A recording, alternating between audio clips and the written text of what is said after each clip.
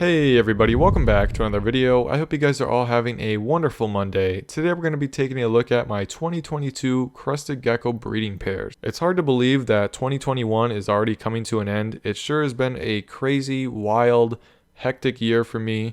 But as far as Crested Geckos go, it's been a pretty good year overall, other than a few minor hiccups along the way. I've had a lot of nice babies hatch out, and a lot of them are in that 4 to 5 gram range right now. So they're really starting to explode with a lot of pattern and color. So I'm very excited to see how they continue to develop over the next couple months. But as always, I want to share with you some of my breeding pairs for the coming year so you know what to look for from this channel, and also so you know what geckos I will have available in the future. And I will be honest, this year is like my big year. There's a lot of geckos that are going to be breeding for the first time that I'm very excited about. I've been looking forward to this year for a long time just because I knew this was going to be the year where a lot of my nice animals were mature and ready to breed. Same thing with next year is going to be another great year. Not that the previous years were bad or anything, it's just that this is like a major year for me. So I'm very excited to share with you these breeding pairs. I'm going to be doing it a little bit differently this year. I'm going to be showing you a picture of the male, and then I'm going to be showing you pictures of the females below him that he's going to be paired with. Just because this year I have a higher number of geckos that are going to be breeding. But with that being said, let's jump right into the breeding pairs with our first male, and these are in no particular order by the way. Vector here, who is my nicest male. He's a high white extreme harlequin, not a lily white. So he's a very nice animal, and he produced for the first time this last year with Angelina here, who is going to be his first female. She's a nice extreme harlequin. They've produced a lot of nice babies, so I'm going to be repeating the pair just because of this year's how nice they were. I was like, man, I got to do this one again. So they're going to be back together again this year. He's also going to be with his first lily white and my first lily white breeding. Snow White here, who is a very nice high white, well not high white, but high patterned lily white. She doesn't have as much white patterning, but she has enough pattern to where I think her and Vector together are going to do nice things.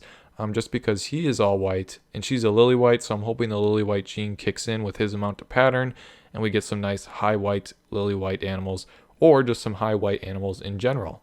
And the last female he's going to be with for this year is Kyrie here. It's her first year breeding, but she is a very nice extreme harlequin. You can see a lot of cream, a lot of white, and just overall a lot of pattern in there. So I'm thinking that those two together are going to do nice things as well.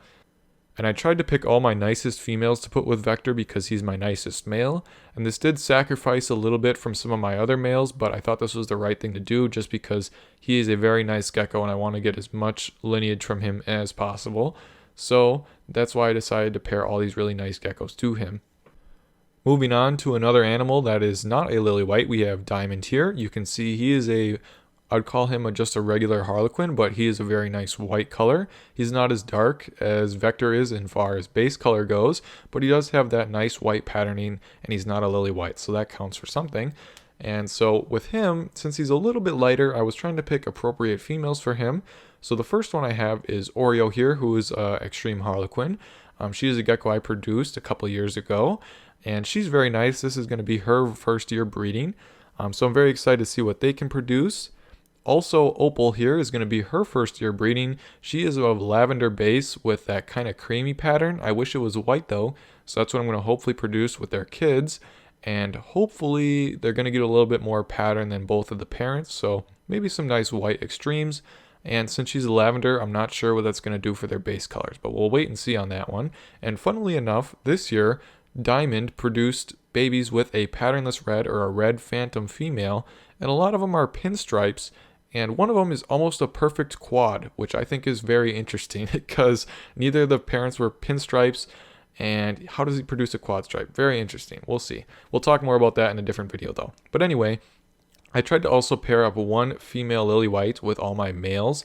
That way I'm kind of spreading the lily whites out and not clumping them all on one male. And I will be honest, this isn't one of my favorite pairs, and this is one that might be moving. But Yeti here is a very nice kind of orange and white lily white.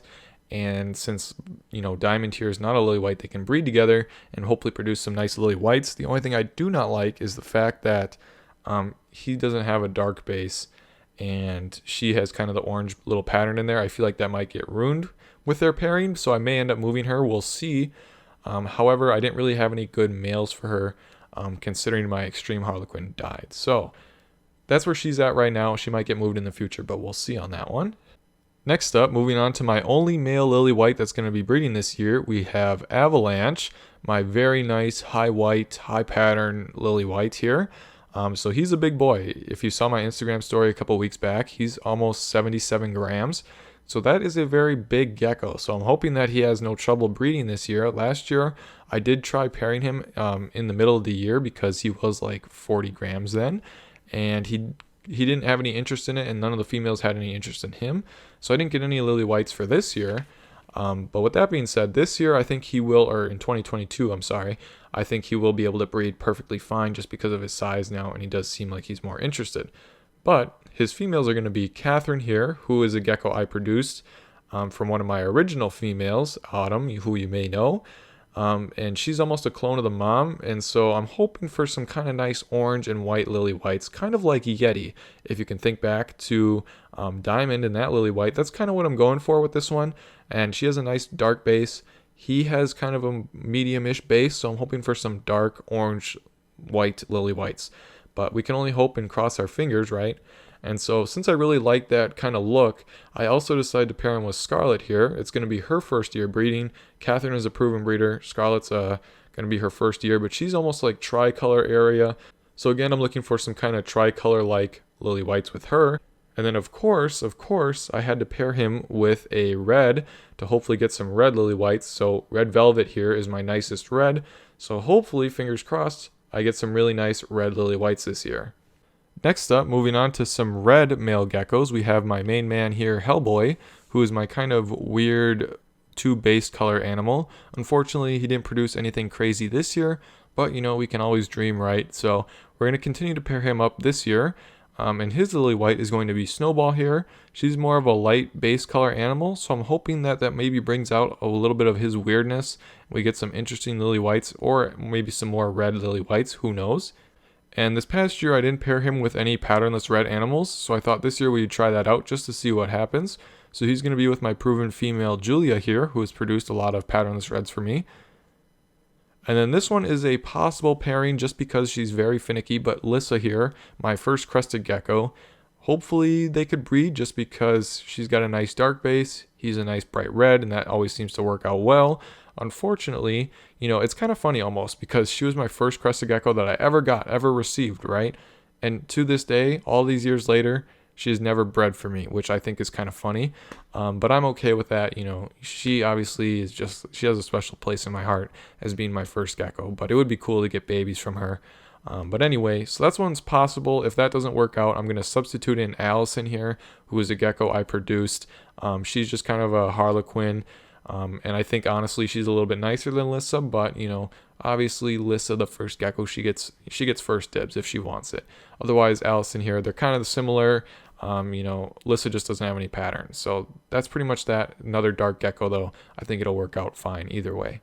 And last but not least here, my patternless red male, Enzo here, who is going to be with Ice, who is a very dark and white lily white. I'm hoping for some more red lily whites, of course, or some dark lily whites too, who knows? Or maybe some lavenders, who knows? With the red, I'm not sure what's going to happen with the lily white in there. It's been about 50-50 split. When I pair a dark gecko to a red gecko, about 50% of the babies are dark and 50% are red. So we'll see with this one. We'll see what happens. I'm very interested to see though. And then he's going to be repaired with Apples here, who is another patternless red animal. They produced a lot of patternless red geckos for me over the past years. And so I'm repeating this pairing just because they've always been nice. And so I thought, you know, what the heck? Why not? You can never have too many red geckos, right? And that's going to about do it for our 2022 breeding season with all of my pairs. Now, I would like to say that, you know, some of the geckos are going to be sitting on the sidelines this year just because of, you know, I don't want to do any sort of inbreeding like brother to sister, brother to mom, brother to, you know, whoever. I'm not going to be doing anything like that. So unless I move some geckos around, I will have quite a few geckos that are going to be sitting out on the sidelines. But, you know, for the most part, this is what my pairs are going to be for 2022. So it looks like I'm going to have a lot of high white, a lot of lily whites, and a lot of red geckos for the following year, which of course is good because that's what I'm going for. So hopefully you guys enjoyed this video. Hopefully, if you're thinking about pairing some of your Crested Geckos, maybe this gave you a little insight into what you should pair together. I'm always here to help for questions, though. If you have any questions, you can always DM me on Facebook or Instagram, and I'm always available to help you out. But with that being said, I hope you guys enjoyed the video, and I hope to see you next week.